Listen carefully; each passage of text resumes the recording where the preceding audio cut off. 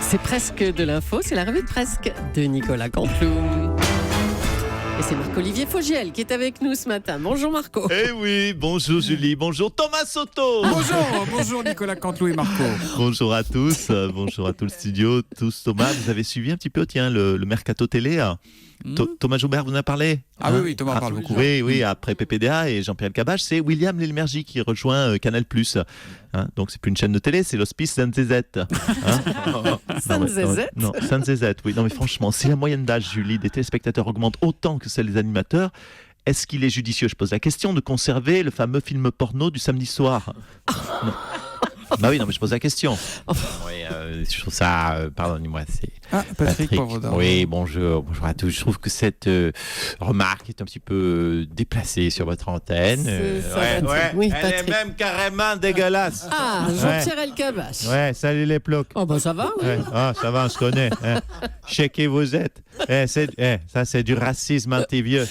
Enfin, je dis ça pour PPDA et l'émerger, parce que moi, je suis encore jeune et fringant. D'ailleurs, je vous laisse, je file. J'ai un cours d'aqua body pump à 9h. C'est ça, filez Jean-Pierre. Allez, on reprend les titres avec vous Marc-Olivier. Allez, on continue. Terrorisme de proximité. Hier, près de Notre-Dame de Paris, la police a tiré sur un homme qui avait un marteau. Voilà, donc on a la fin de la chanson de Claude François. Si j'avais un marteau, je me ferais flinguer. Voilà. Si j'avais un marteau, bis, une agression au marteau a donc eu lieu hier. On a donc très logiquement pensé à un fan de Claude François ou un fan de Matt Pokora. Cela dit, à part une explosion de furoncle, les fans de Matt Pokora ne sont responsables d'aucune explosion. Oh là là, c'est dégoûtant. Ouais, on a les bruitages, super. Bruitage de furoncle, Philippe, ça je sais pas où vous l'avez trouvé celui-là. C'est Nicolas Charpentier qui est à la technique aujourd'hui, donc il nous fait des super bruitages. Monsieur Bruitage. Un expert. Alors, un expert, les nouveaux... Ah, mais il les a fait avec les siens. Oh non, arrêtez. Allez, enchaînez Marco. C'est un jeune. Les nouveaux romantiques, c'est pas comme tous les vieux qu'il y a autour. Les nouveaux romantiques, déclaration. Oui, les nouveaux romantiques, déclaration de notre héros national. Notre nouveau héros, c'est qui? C'est Thomas Pesquet.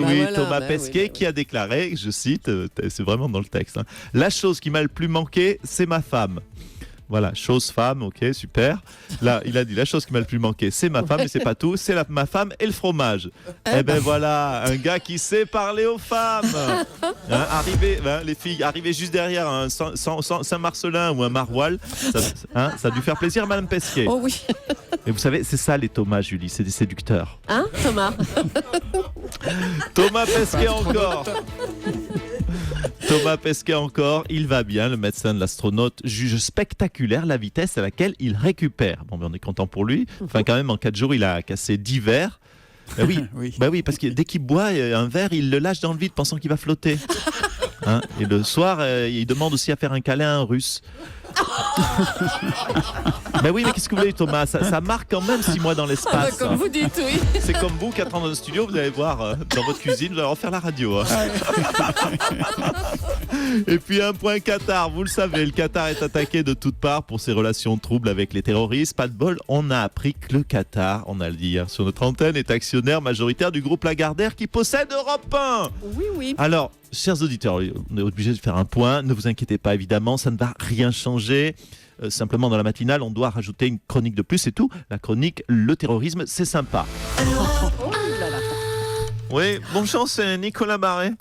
Bienvenue dans ma chronique, le terrorisme, c'est sympa.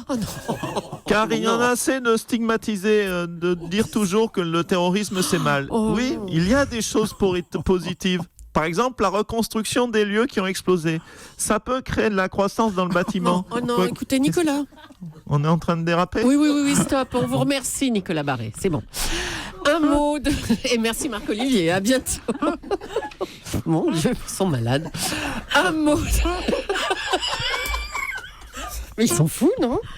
Les auteurs. Allez, un mot de cet homme armé d'un marteau. On va préserver leur anonymat aujourd'hui.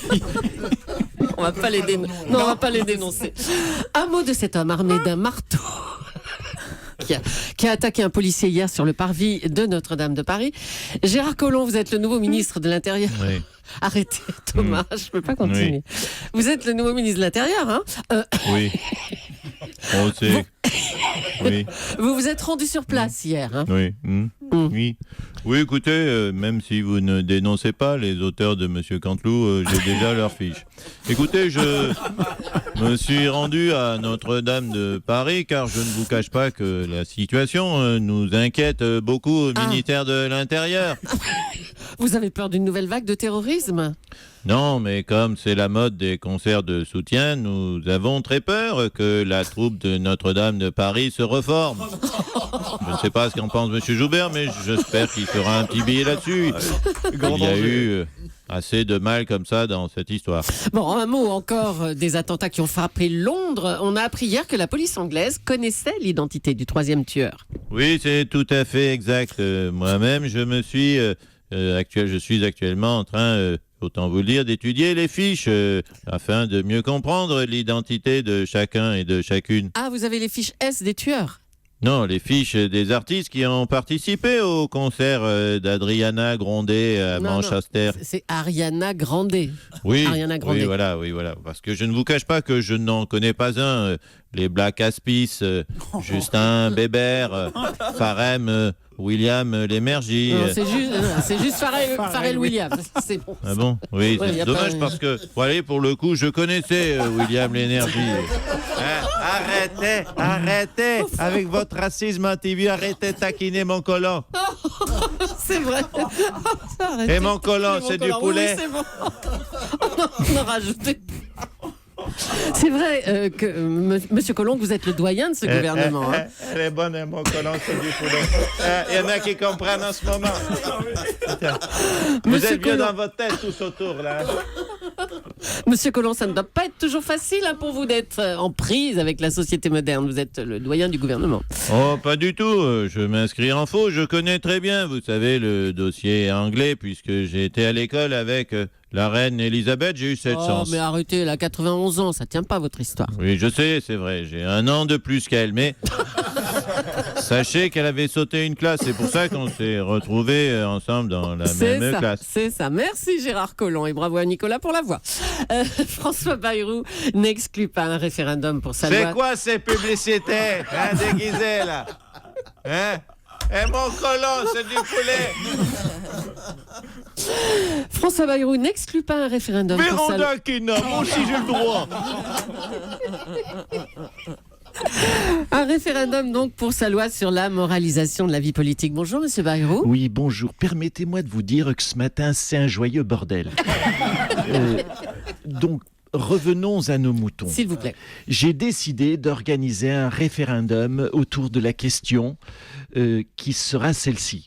Voulez-vous des politiques honnêtes ou des gros bâtards qui volent de la thune? Oui, monsieur Cabrol, monsieur Antovan, Madame Polony. Oui, j'ai décidé que c'était terminé les 20 ans de branler en politique. Là, je veux gagner. Du coup, je vais commencer par du facile. Bon, c'est vrai que formulé comme ça, votre loi a peu de chances d'être rejetée. Hein. D'ailleurs, je dois vous dire... oui, je sais rire aussi. Je dois vous dire que j'ai d'autres projets. Une question telle que celle-ci. Voulez-vous qu'on construise plus de prisons ? Ou préférez-vous héberger les délinquants chez vous et les faire dormir dans la chambre des gosses? Et ça, je pense que ça présage d'une encore future victoire ça, dans oui. ce référendum. Mais le lynx... Alors, dans ce projet de loi, on parle de l'impossibilité de faire plus de 3 mandats consécutifs. Tout à fait, car je crois qu'il est... Non, mais écoutez, excusez-moi. Ah, Patrick Balkany, qu'est-ce qui vous amène? Écoutez, je voulais réagir parce que 3 mandats consécutifs, si c'est un maximum, mais comment vais-je faire? Je le dis sur votre antenne Europe 1 pour rester maire de Levallois-Perret encore 154 ans. Ben oui, me regardez pas avec des grands yeux, c'est prévu. C'est marqué dans la constitution de Levallois-Perret. Non, mais il a fumé, franchement, il a fumé quoi, Bérou? C'est à cause des grandes oreilles qu'il croit qu'il vit dans le monde de Mickey. Mais enfin, monsieur Balkany, voyons. Non, et puis attendez, il y a pire.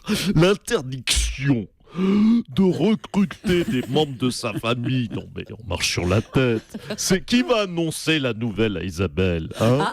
Non mais si on peut plus recruter de membres de sa famille, ça va mettre toute la mienne au chômage, hein? Oui monsieur Enthoven, jusqu'au 4e degré de cousinage issu de Germain, hein? Bravo, 230 personnes du coup à Pôle emploi d'un seul coup. Ah ben écoutez, pour faire baisser le chômage, c'est mal barré. Eh ben, merci Patrick Balkany. La revue de presse de Nicolas C, auteur Arnaud D, Laurent V et Philippe C. Merci et à demain, 8h40.